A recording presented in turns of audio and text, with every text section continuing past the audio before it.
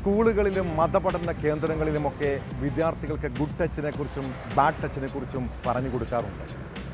കുട്ടികൾക്ക് ഇങ്ങനെ നല്ല പാഠങ്ങൾ പകർന്നു നൽകേണ്ടവർ തന്നെ വേട്ടക്കാരനെ പോലെ എത്തിയാലോ? കണ്ണൂരിൽ 8 വയസ്സുകാരിയെ പീഡിപ്പിക്കാൻ ശ്രമിച്ചത് മദ്രസ അധ്യാപകനാണ്. സ്നേഹം പ്രകടിപ്പിച്ച കുട്ടിയുടെ അടുത്ത് ചെല്ലുകയും തുടർന്ന് വസ്ത്രമഴിച്ച് സ്വകാര്യ ഭാഗങ്ങളിൽ സ്പർശിക്കുകയും ചെയ്തെന്ന കേസിൽ ഒളിവിലായിരുന്ന പ്രതി കീഴടങ്ങി. സംഭവത്തിന് ശേഷം ഒളിവിൽ പോയ ഓണപ്പറമ്പ് സ്വദേശി മുഹമ്മദ് ഷാഹിദാണ് തലശ്ശേരി കോടതിയിൽ കീഴടങ്ങിയത്.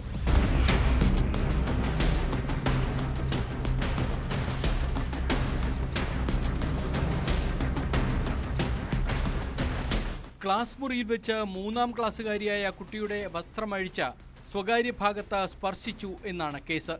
ദിവസങ്ങൾക്ക് മുമ്പ് രാവിലെ 8 മണിയോടെയായിരുന്നു കേസിനാസ്പദമായ സംഭവം.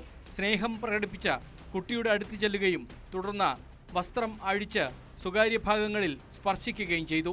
നിരന്തരം സമാനമായ അനുഭവം ഉണ്ടായതോടെയാണ് കുട്ടി വീട്ടുകാരോട് കാര്യങ്ങൾ തുറന്നു പറഞ്ഞത്. രക്ഷിതാവിന്റെ പരാതിയെ തുടർന്ന് തളിപ്പറമ്പ് പോലീസ് പോക്സോ വകുപ്പ് പ്രകാരം കേസെടുത്ത അന്വേഷണം നടത്തിവരികയായിരുന്നു. സംഭവം വിവാദമായതോടെ നാട്ടിൽ നിന്ന് മുങ്ങിയ ഇയാൾ നാടകീയമായാണ് തലശ്ശേരി കോടതിയിൽ കീഴടങ്ങിയത്.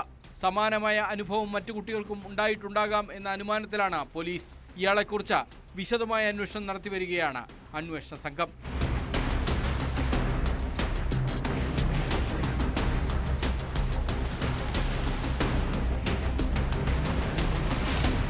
ന്യൂസ് 18 കണ്ണൂർ. സ്ത്രീ സുരക്ഷയെ